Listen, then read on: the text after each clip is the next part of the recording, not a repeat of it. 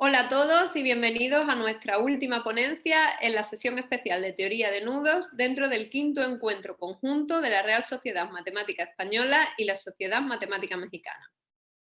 Estamos muy contentos de tener la exposición de Mario Eudave Muñoz del Instituto de Matemáticas de la UNAM en Juriquilla, que nos platicará sobre los nudos no cuasifibrados. Les invitamos a que planteen sus preguntas en el chat para que nosotros las recopilemos y el 14 de junio las discutamos en la sesión sincrónica. Muchas gracias.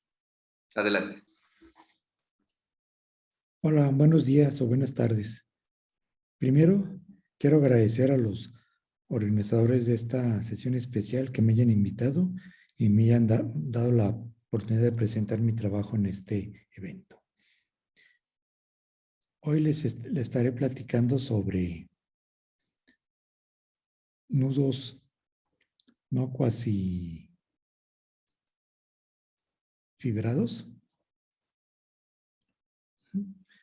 Y este es un trabajo conjunto con Araceli Guzmán Tristán y Enrique Ramírez Lozada.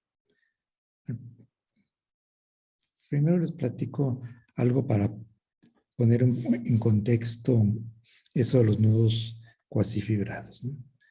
Bueno, o también se saca un nudo en la tres esfera.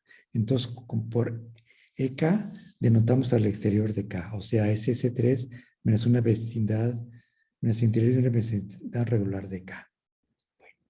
Bueno, y como es bien sabido, cualquier nudo es el borde de una superficie de Seifer. O sea, existe una superficie F compacta y orientable, encajada en la tres esfera, tal que su frontera está en K. Sí, por ejemplo, aquí tenemos el nudo trébol y aquí dibujé una superficie, superficie de Seifer para el nudo. Bueno, entonces podemos suponer que F está propiamente encajada en el exterior de K, que su frontera es una longitud preferente del exterior de K. Entonces, esquemáticamente dibujamos al nudo y a la superficie como sigue. Como que aquí tenemos el nudo, y es frontera de una superficie de Seifer, ¿no? Ahora, voy a cortar el nudo a lo largo de esta superficie. Entonces, primero lo que hacemos es engordar a la superficie y luego removemos una vecindad regular. Entonces, lo que nos queda es una tres varie con frontera que consiste dos copias de F y un anillo A contenido en la frontera del exterior de K. O sea, cortamos, lo que nos queda de frontera es este anillo más dos copias de la superficie. Entonces, como que abrimos y tenemos algo de esta manera. Entonces, esta variedad de M, si existen descomposiciones de Hegar generalizadas para esta variedad, ¿no? Entonces, lo que tenemos es como, si tenemos a la primera superficie, la dibujé como F menos, entonces aquí le podemos como que ir pegando uno asas, y luego hasta que llegamos a cierta superficie S, y después le pegamos dos asas acá del otro lado, entonces hasta que regresamos a la superficie F más, ¿no? Y esta es una descomposición de Hegar generalizada, donde tenemos estos cuerpos de compresión generalizados, ¿no? Aquí el cuerpo de compresión es una superficie con frontera, la engordamos tantito y luego le vamos poniendo uno asas, ¿no? Y el del otro lado se construye de la misma manera, poniendo uno asas del otro en F más, ¿no? Ahora, si la descomposición es débilmente reducible, y eso quiere decir que existe un disco de compresión aquí de un lado,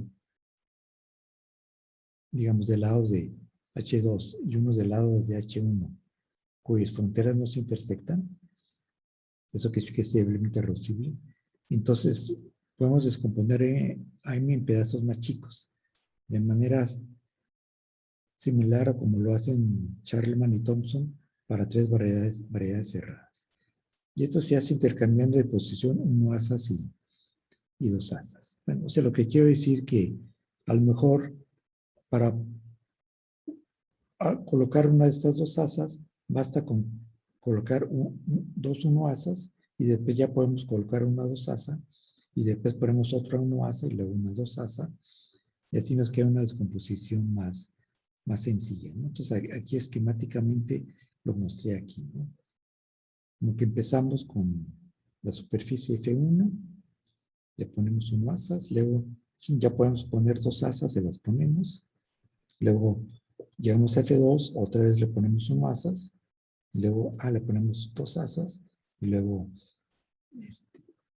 1 asas, y luego otras 2 asas, y así hasta que regresamos acá a la superficie, a la última superficie, que en este caso pues coincide con la primera, ¿no?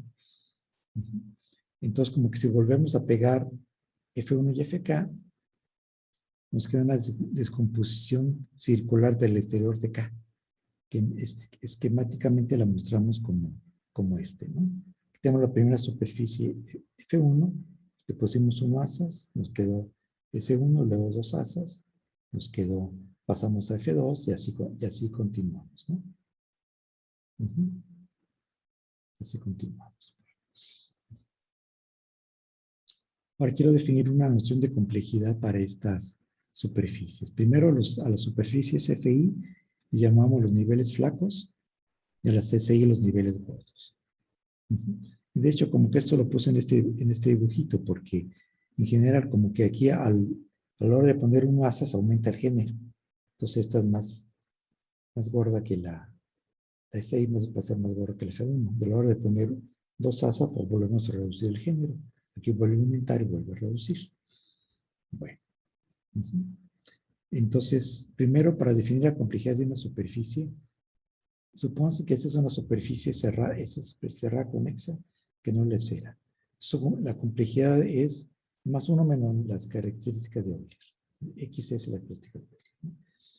Y si es compacta y con fronteras, sea S barra la superficie que se obtiene al tapar cada uno de los componentes con un disco.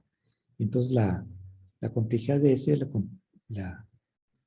mismo que la complejidad de S es barra y es 1 menos X de S barra, ¿no?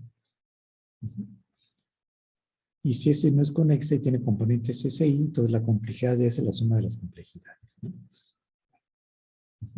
Entonces, si es una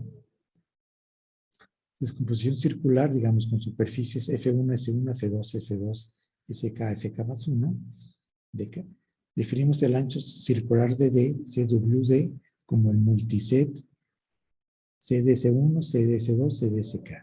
O sea, las complejidades de las superficies gordas. Nada más. Luego ordenamos estos números de manera no creciente.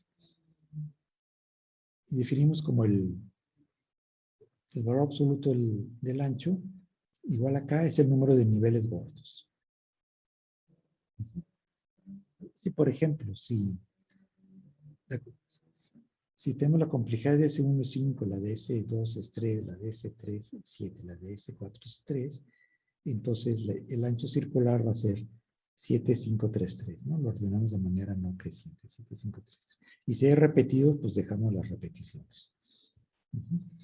Bueno, si tenemos 2 descomposiciones, entonces las comparamos con el orden lexicográfico, ¿no? Sí, por ejemplo, si aquí tenemos 7, 5, 3, pues esta va a ser menor que, esta es mayor que esta otra, ¿no?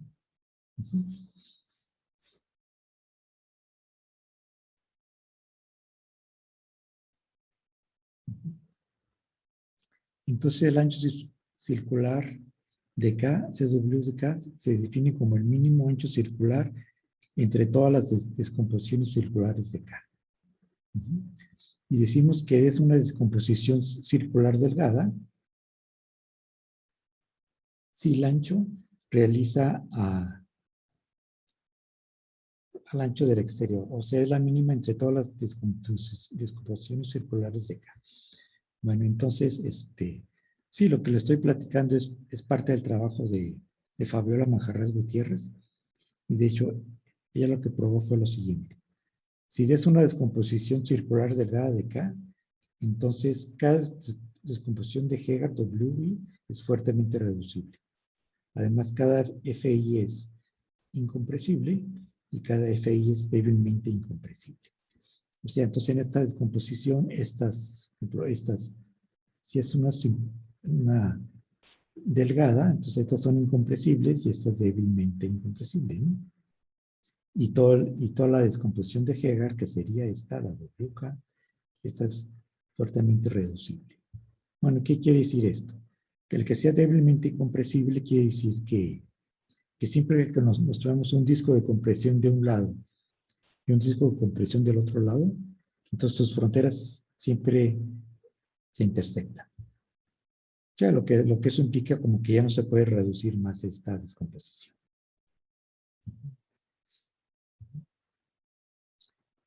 Entonces, ahora ya podemos definir lo que es un nudo cuasi fibrado.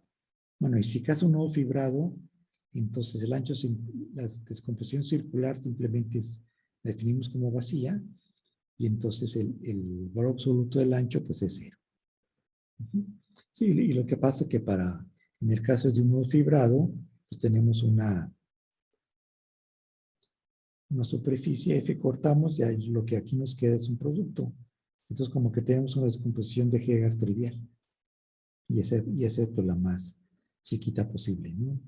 Las de ancho más chico, ¿no? Ahora, si el valor absoluto del ancho nomás es 1, decimos que es un nudo cuasi fibrado. O sea, en otras palabras, ya. Si K es cuasi fibrado, entonces tiene una descomposición circular delgada con un solo nivel gordo y un solo nivel flaco. O sea, aquí en esta descomposición lo que veríamos nada más es una F1 y un S1, ¿no? Eso es toda la descomposición. Y esta es la descomposición con ancho más pequeño, ¿no? Entre todas las posibles descomposiciones. Eso es lo que es un nudo cuasi fibrado. Bueno, entonces, como un corolario también de Manjarres Gutiérrez, es que si K es un nudo que no es cuasi fibrado, entonces K tiene al menos 2 superficies de Seyfert incompresibles ajenas. Sí, esto es porque si no es cuasi fibrado, entonces quiere decir que en su descomposición debe tener al menos dos superficies, ¿no? Y por este resultado, que los niveles flacos son incompresibles, pues debe tener al menos 2 superficies incompresibles. Hasta ahora los únicos ejemplos de nudos no cuasi fibrados que se conocen son sumas conexas de nudos que no sean fibrados. Entonces, el propósito de este trabajo es mostrar que existe una familia infinita de nudos hiperbólicos de género 1 que no son cuasi fibrados. Entonces voy más o menos a definir ciertos bloques que nos permitirán construir los nudos que queremos.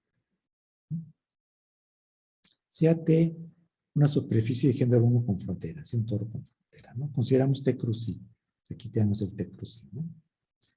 Bueno, nos tomamos un anillo C en el toro, tal que su corazón es una curva esencial en T. Nos consideramos C cruz 0,1, o sea, aquí está C cruz 0,1. C cruz 0. Ahora, voy a remover este toro sólido, entonces nos queda ahí un hoyo, le voy a pegar otro toro sólido. Pero el pegado va a ser de modo que este anillo que tenemos aquí se identifique con un anillo que le da 2 vueltas al toro sólido. 2 o más vueltas. Bueno, entonces, esquemáticamente como que tenemos algo así, ¿no? Tenemos el toro crucero, toro cruz 1, y aquí en medio le metimos un toro sólido torcido. Bueno, pero eso no es nada especial. Como que se puede probar que H es un cubo con 2 haces, ¿no? No más que ya no existe un producto entre estas dos capas. Es un cubo con 2 haces. Y decimos que es un poco con dos astas con descomposición de esta doble estrella. Ahora, si acá un nudo con las siguientes propiedades. Supongo que existen 4 superficies incompresibles de género 1. Son ajenas. T1, T2, T3, T4. Y sea H1 la región de T1 y T2 y así todas las demás regiones, ¿no? Entonces, y suponemos que cada una de estas dos regiones tiene la propiedad de esta doble estrella, ¿no? Entonces tenemos algo así cada una de estas regiones. Y además aquí, entonces aquí en esta región nos determina una curva cerrada y aquí otra curva cerrada, ¿no? Que son las que vienen aquí de este anillo, ¿no? Bueno, entonces lo que estamos suponiendo es que a la hora de tomar aquí la curva cerrada que corresponde a H1 y después la que corresponde a H2, estas dos curvas se deben de tocar en un punto.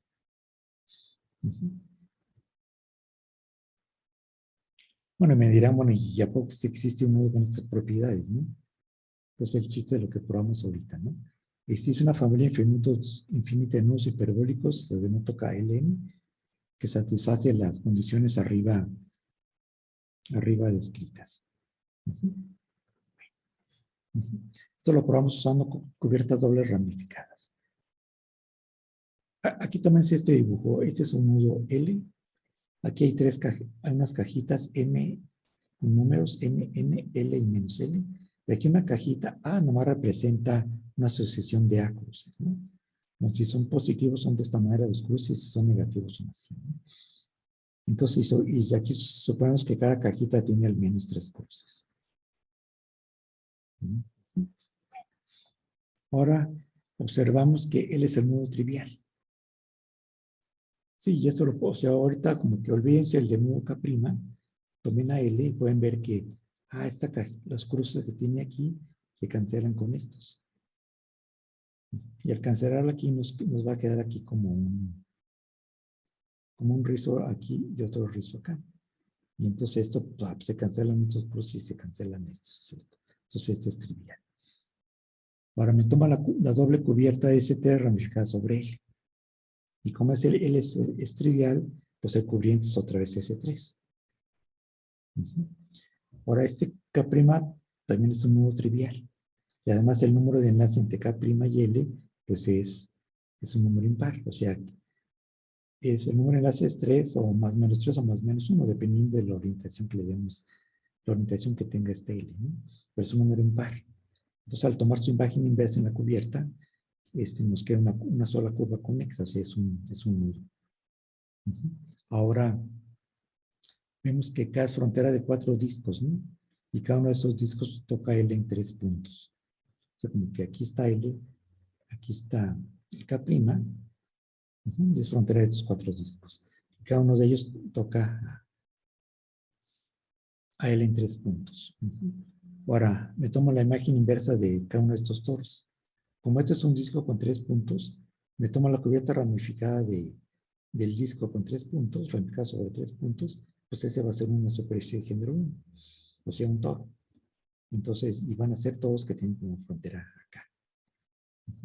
Entonces, y se puede probar que K es una superficie incompresible, por lo tanto, K es un nudo de género 1. Además, si tomamos ahora la imagen inversa de las regiones entre dos superficies, pues no es muy difícil probar que es un cubo con haces que tiene la propiedad de doble estrella, ¿no? Entonces, como que sí, como que aquí el levantamiento de esta cajita, pues como que va a corresponder a la bolita que tenemos en el dibujo anterior. Bueno, ya no se puede probar que acá es un nudo hiperbólico. Ahora, el exterior de estos nudos admite una descomposición circular de ancho 3,3. Esto se sigue de la siguiente figura. Pues aquí es una isotopía de la anterior, ¿no? Aquí tenemos a K', ¿no? Es una isotopía que movimos las cajitas, ¿no? Entonces, sí, lo que se puede ver que la imagen inversa de estos dos discos son son dos toros, sería aquí el T2 y T4. La imagen inversa de estas son dos superficies de género 2. Como aquí está el disco con 5 puntos, la imagen inversa es una superficie de género 2. Bueno, y sí, o sea, como que lo pasa que si vamos levantando aquí estos discos, al llegar aquí a este punto, como que este punto crítico, entonces al pasar este punto crítico en la doble cubierta significa como que poner un UASA, una UASA. Entonces le ponemos un UASA y llegamos a ese 1. Luego otra vez, si vamos aquí como que subiendo estas superficies, al llegar aquí nos queda otra vez un punto crítico y corresponde en la doble cubierta a poner una 2-asa. Entonces llegamos otra vez aquí. Y eso nos da la descomposición circular, ¿no? Y entonces como estas son, S1 y S4 son de género 3, el ancho circular es 3,3. Ahora sí, el teorema que acabo de probar es que el exterior de acá no admite una descomposición de ancho 3. Ahora más o menos la estrategia de la prueba es la siguiente. Primero, probamos que T1, T2, T4 son las únicas superficies para el nudo K. No es superficie de Seifer de género 1, ¿no? Para el nudo K. Entonces, si K tiene una descomposición de ancho 3, entonces debe ser de la forma una superficie de género 1, S. Digamos, donde esté 1, S, ¿no? Donde S es una superficie de género 2. Ahora, ya se debe intersectar a las otras superficies, T2, T3 y T4. Entonces, sí, entonces como que si hacemos un dibujito, como que tendríamos, pues aquí tenemos a T1, T2, T3 y T4, y entonces la superficie S, pues como que debe andar por aquí, ¿no? Entonces, eso lo hacemos probando varios lemas. Primero, pues consideramos cada una de las regiones HI y probamos aquí primer lema que HI contiene a lo mucho 5 anillos incompresibles, salvo isotopía, ¿no? Que aquí los dibujamos, ¿no? O sea, aquí están esquemáticamente dibujados, ¿no? Otro lema, si es un anillo incompresible encajado entre dos regiones, o sea, si tenemos la región H1 y aquí H2, entonces si tenemos un anillo aquí encajado, entonces como que no puede ir de aquí para acá, no puede ir de una tapa a la otra, ¿no? Como que siempre lo vamos a poder empujar para que esté en un solo lado, a menos que fuera aquí paralelo a la frontera. Siempre va así, ¿no? Entonces, ahora nos consideramos la intersección de S con cada uno de los pedazos. Entonces eso nos da una descomposición de la superficie en ciertas superficies. Y además como que aquí no hay tantos anillos, no hay tantos anillos,